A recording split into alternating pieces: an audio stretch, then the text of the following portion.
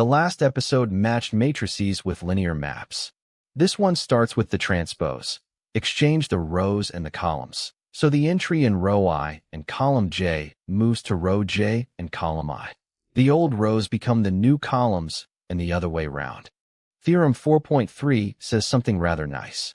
Read against the dual bases on both sides. The matrix of the adjoint is the transpose of the original matrix. The transpose is not an operation invented for convenience. It is what the adjoint looks like in matrix form. The proof only joins two lemmas. Last episodes says an entry is a dual basis vector applied to the image of a basis vector. Apply it to the adjoint, then use the second conjugate space to unwrap the brackets, and the two indices exchange themselves. Now two subspaces. The m rows of a matrix are each an n tuple, and what they span is the row space. The n columns are each an m tuple, and what they span is the column space. They live in different spaces and yet have the same dimension. Why the same? Take the column space first.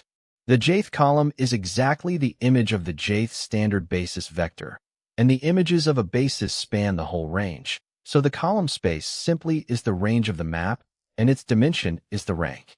On the other side, the transpose is the matrix of the adjoint, so the dimension of its column space is the rank of the adjoint. But the columns of the transpose are the rows of the original. The adjoint has the same rank, so both sides are squeezed onto one number. That common dimension is the rank of the matrix. Now multiplication. Take two linear maps that compose, substitute one set of scalar equations into the other, swap the order of summation and tidy up, and a new set of coefficients appears on its own. Those coefficients are the product matrix. The entry in row K and column J is the scalar product of the kth row of the left factor with the jth column of the right one. So the shapes have to agree. The left factor's columns must match the right factor's rows. Here's the point. Matrix multiplication is not defined first and then checked. It is defined to be the matrix of the composite. Since the correspondence preserves products, every algebraic law composition obeys is inherited at once. Associativity needs no computation. Theorem 4.4 finishes this.